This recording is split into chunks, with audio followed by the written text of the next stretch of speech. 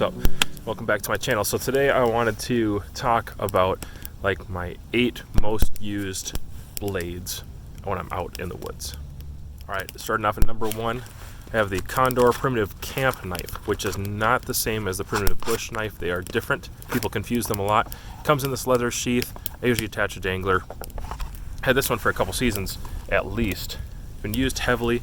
The first thing I did for a modification was to sand the handles just a little more round. I really liked the look of the handle.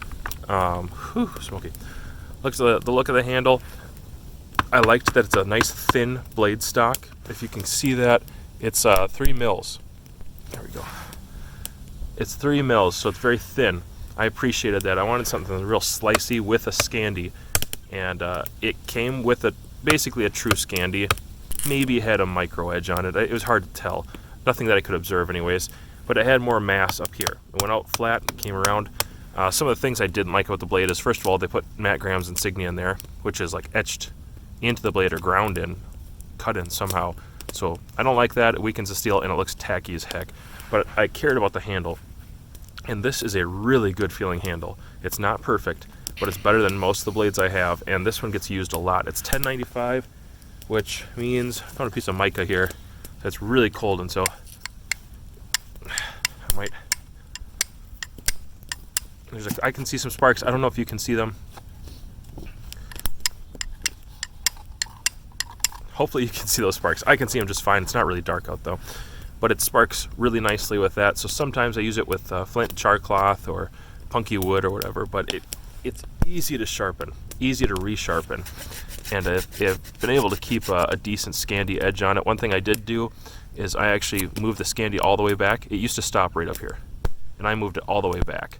I don't like having a blade where I have to start up here pushing into the wood. I want it to come right back to my hand. In fact, I don't even like guards on knives, and so this is a knife that I like because of that reason. It doesn't have a guard. I modified it, cut that out, and it was actually relatively easy.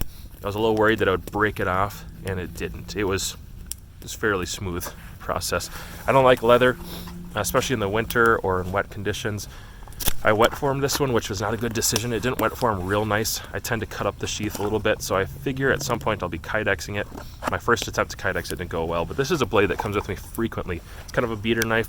They're around $50 right now. Pretty affordable for a $10.95 knife with a unique handle, some really good micarta. I really like it, and it's just enough length to get a lot of stuff done. Looks kind of funky, I get that, but it functions really well.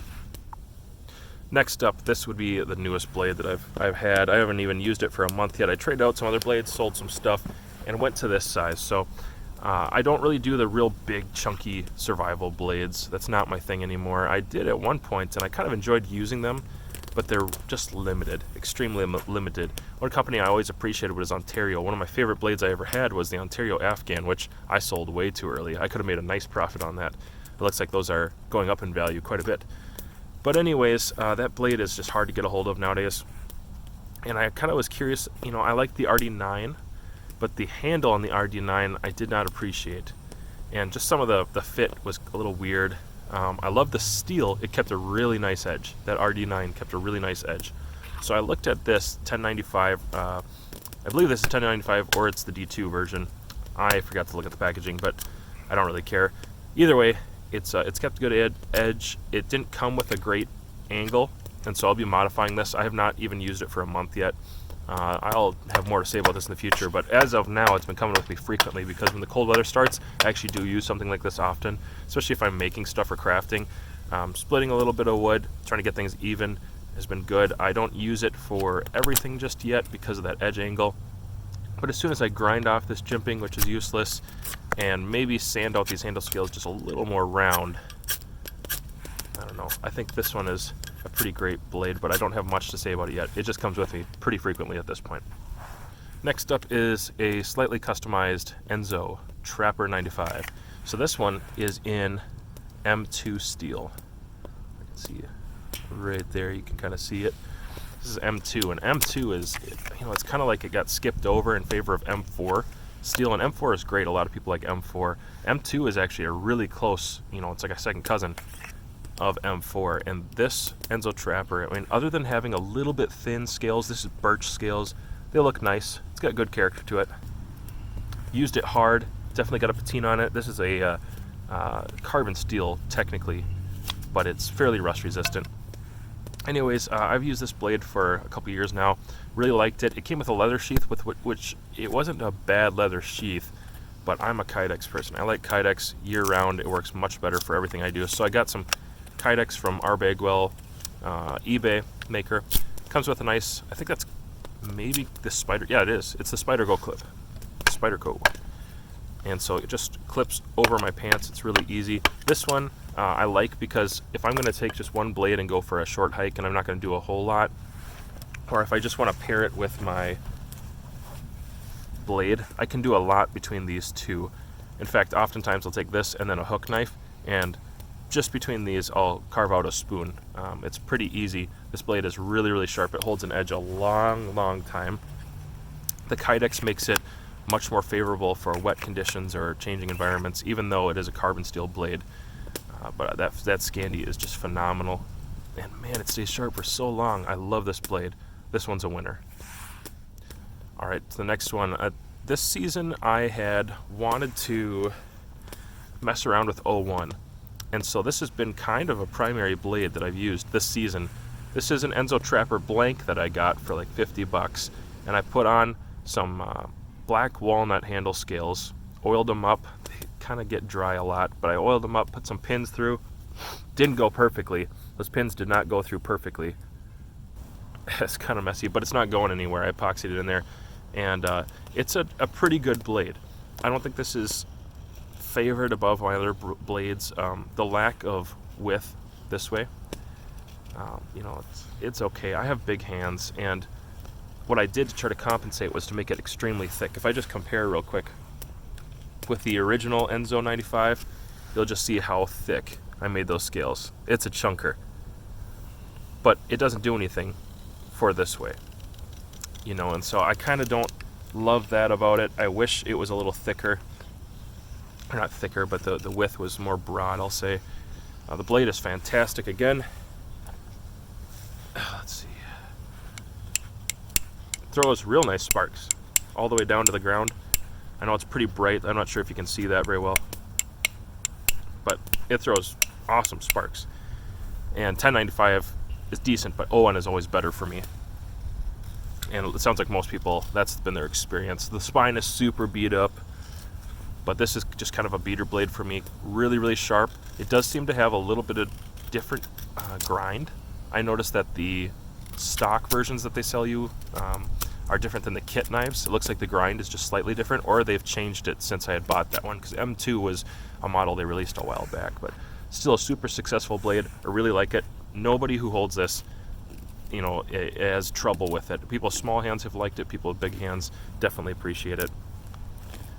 Good length overall, and again, I was able to bring those handle scales, focus here, I was able to bring those handle scales all the way back, so that when I'm crafting and I'm carving, I use this for spoon carving a lot.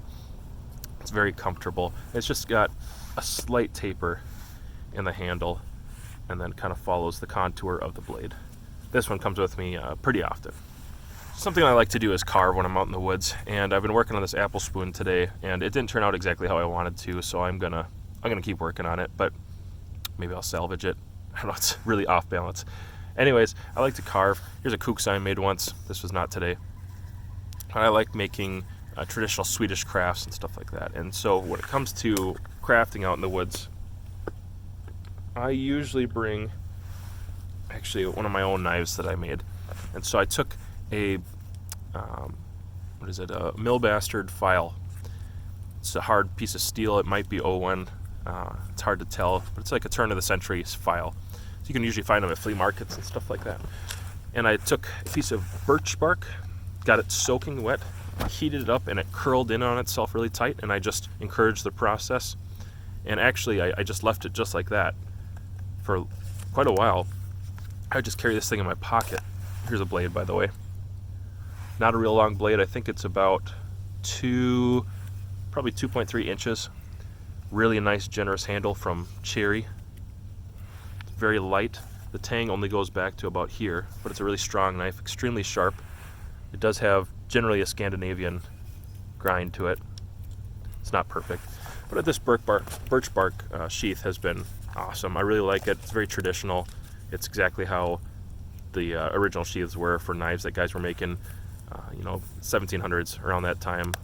Native Americans had something similar from what I understand, but put a little jute twine around it like that, and you just have to expose that wet birch bark to heat. I use a heat gun or an open flame, curls right around, so you can make yourself a sheath in the woods. This one is phenomenal though. It's a great crafting knife for getting into fine points, and still, even working a bigger piece of wood, it's razor sharp. It's actually so sharp that it digs in really well. That's why it's good for crafting.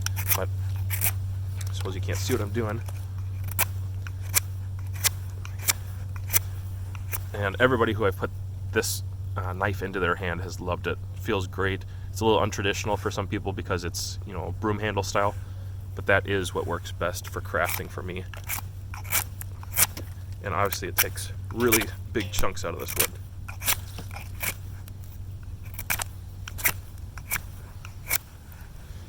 And then when you're going to do something fine, let's see, haven't done a feather stick in this video yet, so I better. It's like some videos you go online and you know what they're going to do every single time. They're going to make a fire, make a feather stick, or 10. That's like 90% of the knife videos online. I kind of hate that I'm doing it now.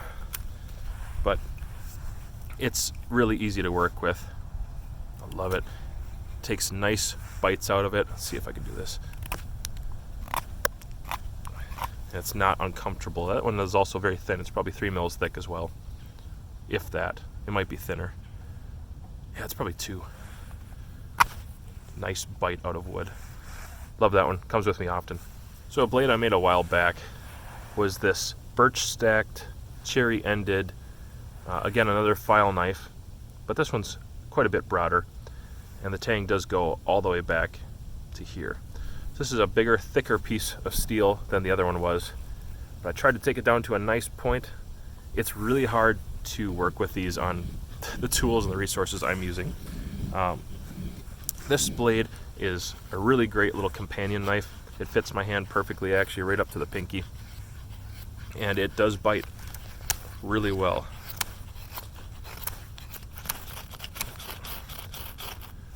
It's not quite a Scandi. It's actually convexed all the way down. It's kind of similar to like a Bark River convex. If you've looked at those, that's what it's like. It's got a nice piercing point on it.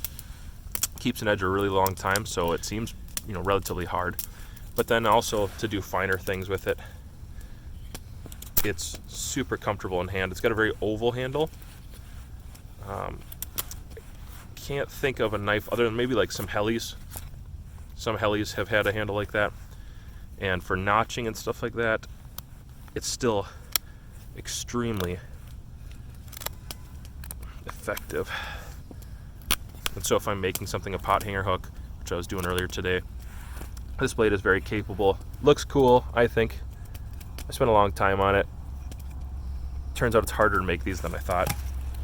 And then I put a tech lock on it, had a piece of Kydex, so I just slabbed that together. Worked out pretty well. And this one, as well as all the other file knives, also sparks off of rock. So if I carry my little tinder kit with me, it throws some nice sparks. Not sure if you can see those. It's not dark out. One quick one, if I have a big blade with me, I might pair it with this little tiny one. This is a good crafting knife. It's razor sharp. It's kind of a junk knife for doing little tasks there, where I just need something that I can kind of ding up and I don't care about it, take it back to the shop, hit it on the workshop real quick. And this one is cherry with, again, it's a file knife, and the tang probably stops somewhere in here, but it's kind of like those reindeer handle knives, if you've seen those, just little tiny craft knives. Weigh nothing. It's got some good retention in there. This one actually retains nicely. And then a clip on it, Kydex, but this one comes out with me from time to time, especially as a backup if I have a bigger knife. And of course, I always have something in my pocket. And I forgot the other two. It was supposed to be the 10 blades I usually take with me. You have fun. And not all at once. I take 1 or 2 blades with me in the woods, but there's always something in my pocket. And so today it's the Ultimate Hunter in CTS 6HP. My favorite steel, one of my favorite blades for sure. It's got the flipper on here. It's an aftermarket flipper that you can get from, it's called Snaggletooth MF. And there is a discount code. If you go to my Facebook and you go over and like that, if you want some of these for your cold steels, that's kind of what they specialize in, but they do make some for others. And this is a awesome blade. It does everything. It's a great hunter. The only thing I did when I first got this in most cold steels was I took it apart, sanded the insides, the interior, sanded around the back. It's got a decent handle. It's definitely long enough, super long, a little thicker than some knife handle scales, but it's kind of positioned as a hunting blade. I use it for crafting all the time because it's really sharp. I've brought that down to a convex similar to some of the other blades. But obviously it does the things that you need it to just fine. It doesn't give you quite as much leverage in the handle as a fixed blade. Of course that's going to be true every time, but if you notice, it doesn't have any trouble getting really big bites out of this wood. You know, I can pretty much cut it in half. Digs in really well. Really great blade. The other one would be a cold steel Finn Wolf and a cold steel Bush Ranger, and those are equally awesome in their own respects. I usually carry this one. I like the orange, especially in hunting season or when the ground is like it is now, leaves all over. This is really easy to spot. So those are like the 8 or 10 blades that I usually take with me when I'm out in the woods. If you guys like those, you want to see more of one of those blades, let me know. Otherwise, you'll be seeing them in future videos as I do a little more crafting. It gets colder out, and I maybe shoot a little less, try to save some money before Christmas, and I carve a little more. So, like, share, subscribe. Thanks.